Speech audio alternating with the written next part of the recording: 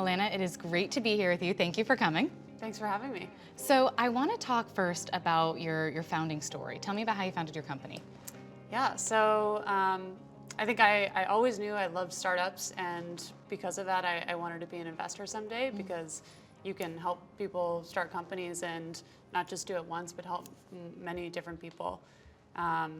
So I basically studied computer science. I really loved software. I loved building things, and when I graduated, I joined a very fast-growing company called Samsara. Kind of saw that company skyrocket in hyper growth. But as the company got bigger and also working from home during COVID, I kind of realized I wanted to spend more time with founders. And I didn't have enough personal capital to be an angel investor at that point. So I ended up raising a very small micro fund, $600K from one LP. Okay. And I started using that to write small checks on nights and weekends. And I still remember I was in my apartment in San Francisco and everything was shut down. So I basically was talking to founders from 6 a.m. till 9 a.m. and then 6 p.m. till 9 p.m. and then all weekend having Zoom meetings. And even some of my favorite founders I invested in back then, they were in Switzerland or in Paris or in New York, and it didn't really matter because we could just meet each other online.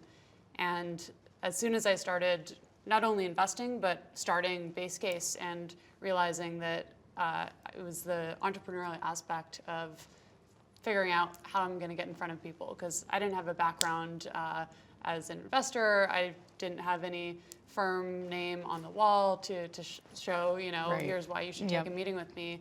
And I was just kind of reaching out to interesting people or being connected to people through my network. And as soon as I started writing those checks, I realized I loved it and I wanted to do it full time. So basically spent 6 months deploying that $600K, building relationships with really great founders, and ended up leaving Samsara in May of 2021 and raising my first fund then. So is there any particular focus you're looking on when you invest in people? Is there any particular industries or categories or people you're really excited about? Yeah, so Basecase is a little bit different, and I like to say I spend all of my time with founders before they're actually founders. That's cool. Unlike most VCs, I don't really take pitch meetings. I am mostly talking to the brightest engineers and maybe second-time founders whose companies were acquired, and sort of getting to know them when they are just in the thick of it, whether they are just learning how to adapt as a company scales. Many of the people my year, graduated and joined a company like Stripe or Retool, and they've been there through this hyper-growth phase, and maybe they know that they want to start a company someday, but there aren't a lot of resources for people who are still very much early in their career and haven't decided to start a company yet. And so I try to get to know those people, figure out how I can help them, introduce them to maybe some of my portfolio founders to talk about their journey. And eventually, whenever they're ready to leave and start a company, I try to write the first check in. Very cool. Now give me some examples of these portfolio companies and what some of your favorites are and what they do. Yeah, so one example I love to share is a founder named Ian, and he had started a previous company that was acquired by G2, and he was leaving after 3 years of running engineering at that company. And while he was there, he was an angel investor. As I think many exited founders are, they start writing checks into people and supporting founders. And so we got connected actually through angel investing, and through that, I got to know this guy, and I knew he was very thoughtful about markets. He was an engineering leader, so he was very technical, but he was always really good with people as well.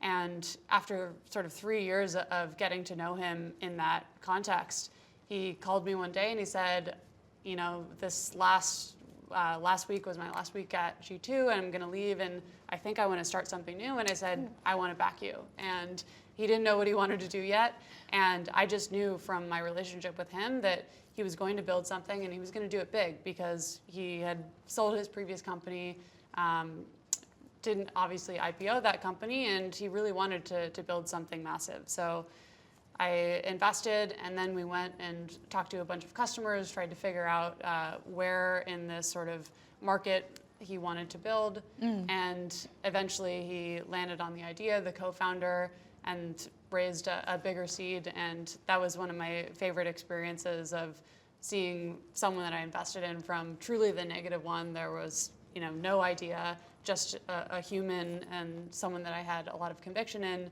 to then coming up with the idea, meeting the co-founder, raising the seed, and now this company is in production with a bunch of really exciting customers, and it's really exciting to see what they do.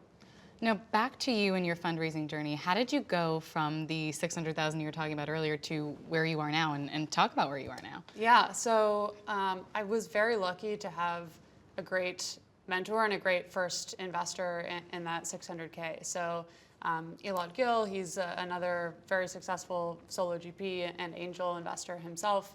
And it kind of happened spontaneously, where I was, again, at Samsara, this amazing company, but I felt like I was missing something.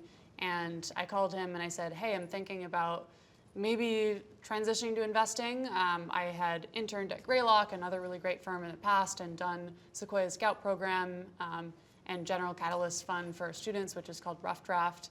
So I knew about these, how to work at a major firm. And then I know Elad, who is a sort of angel solo GP investor. And I said, what should I do? I feel like it's too early in my career to fully transition to investing, and I don't know if I want to go join one of these firms just yet. And he said, I'll just give you, 600K. You can invest in your spare time while you're still at Samsara.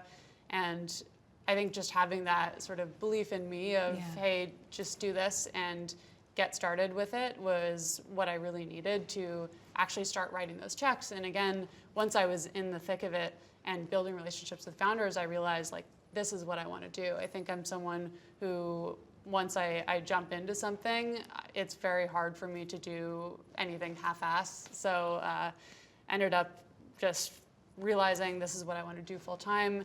And the first fund I raised was $20 million.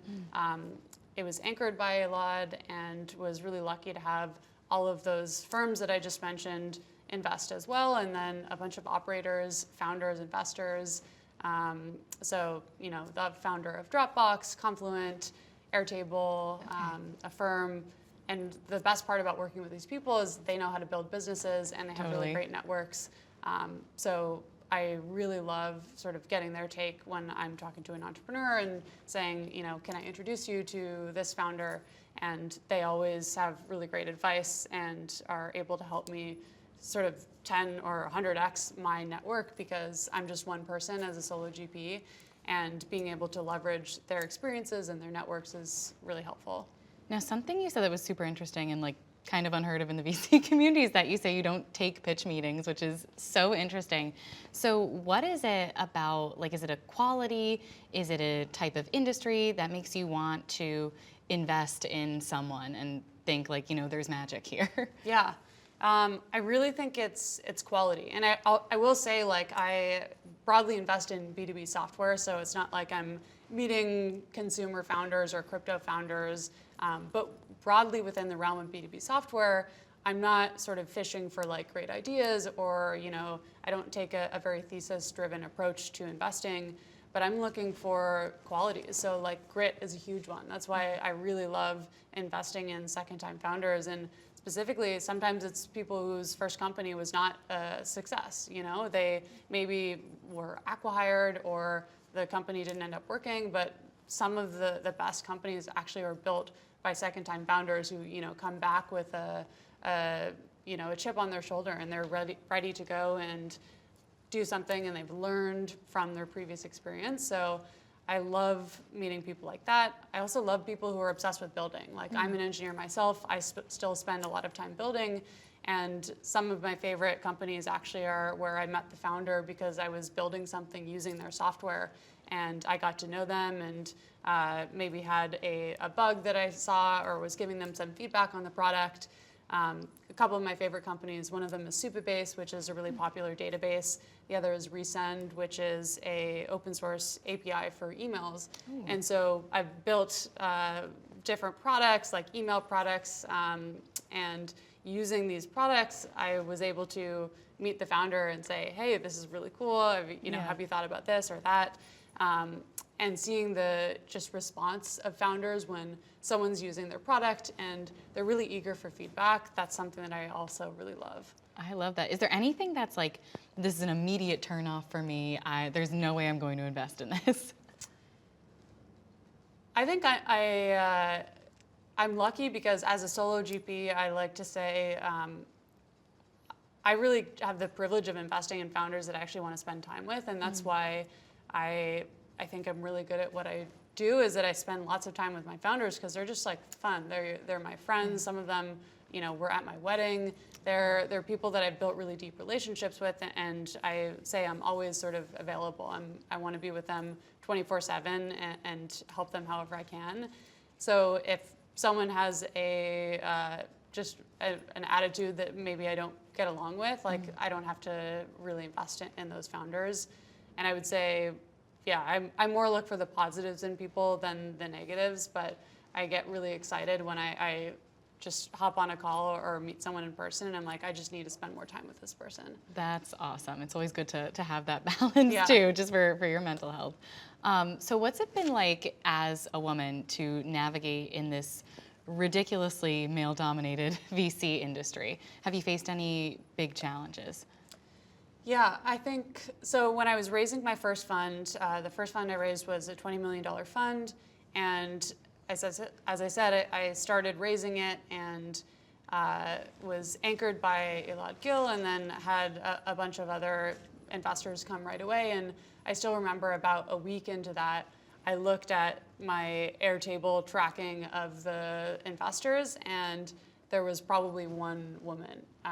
And I was like, okay, after this week, I need to only talk to women and underrepresented minorities in tech. And that's what I did, which I see all these fundraising announcements for funds all the time. And, they have like the pictures of all their investors and it's great. And, I just named a bunch of founders that have invested in me as well. And a lot of them are men, but a lot of them are women too. And I think it's really intentional. So after that week, I said, I need to have at least 50% of my investors to be women, people of color, underrepresented minorities in tech.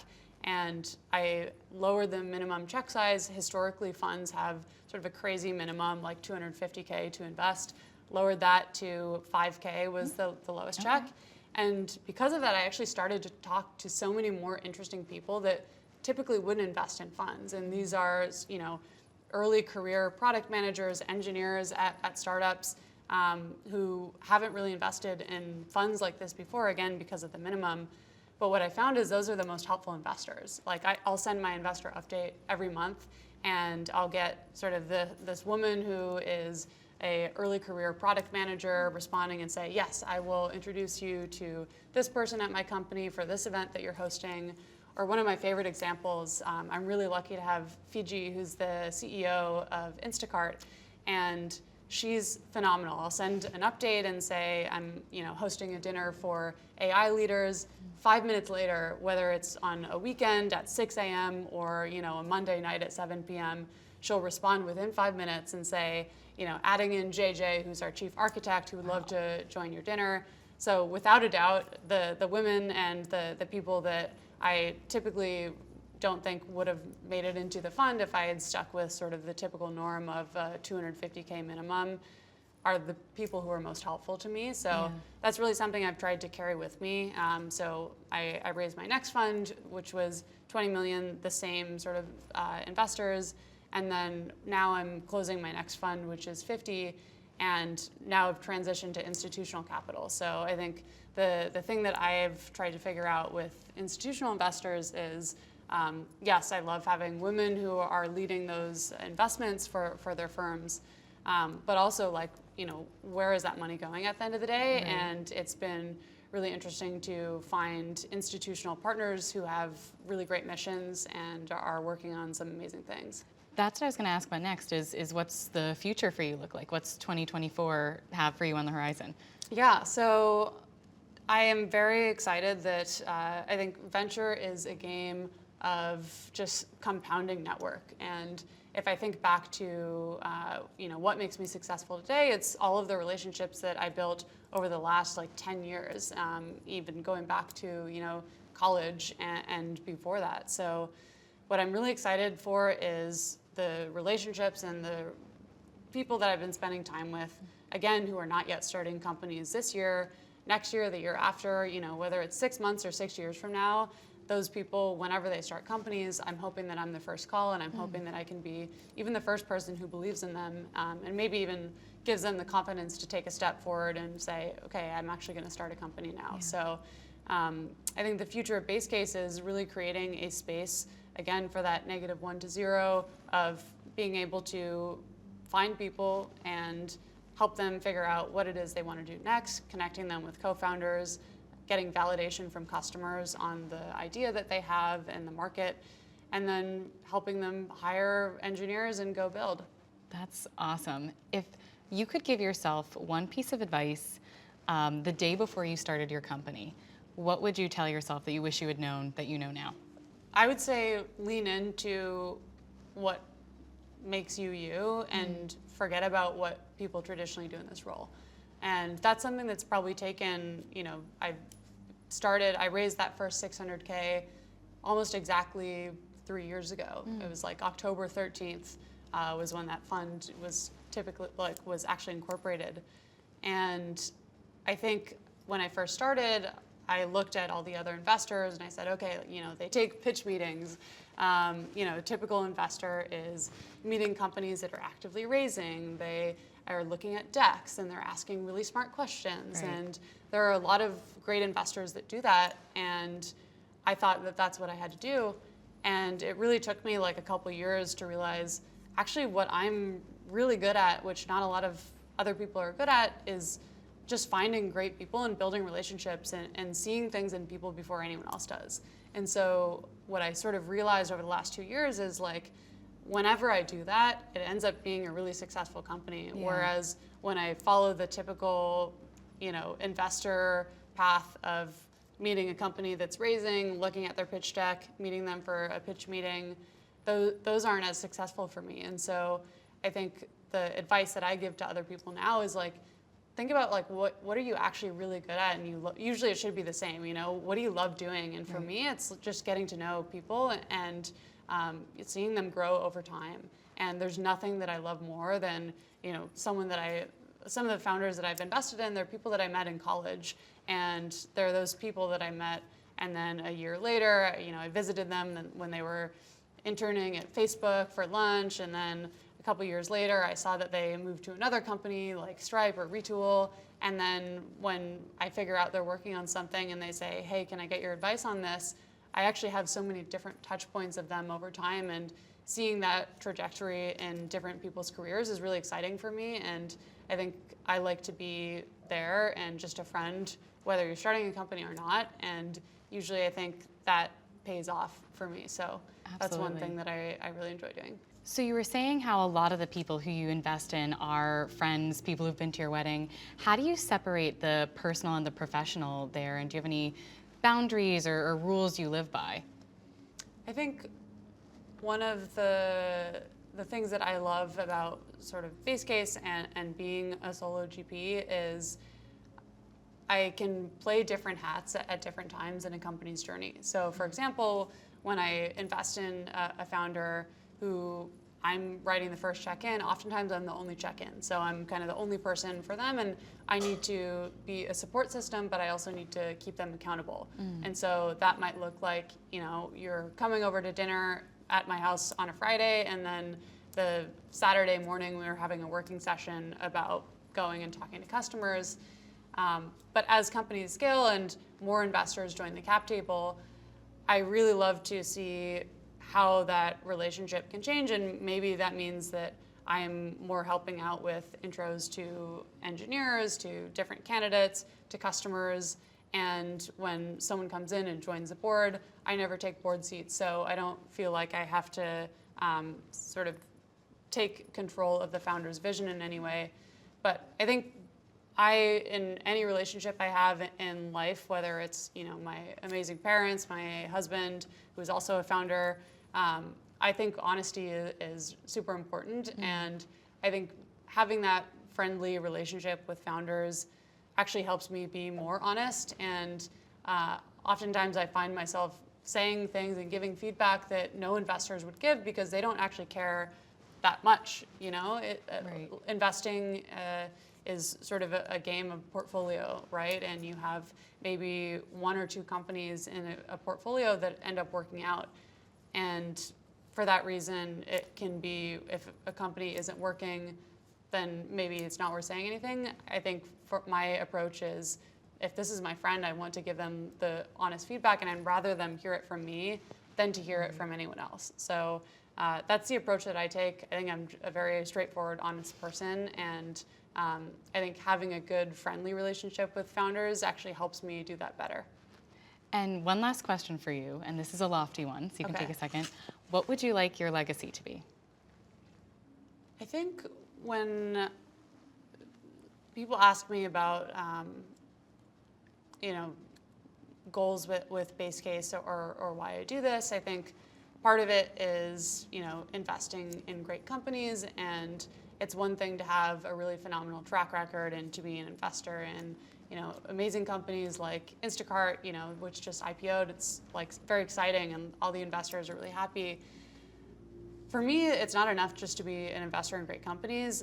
I want to be someone that those founders say, I am so thankful and I couldn't have done this without Alana's support, and she believed in me and she sort of gave me the conviction to go and build something. And I think the goal that I have with Basecase is to give people confidence in themselves that they can go and build something, and give them all the resources they need to go and do that.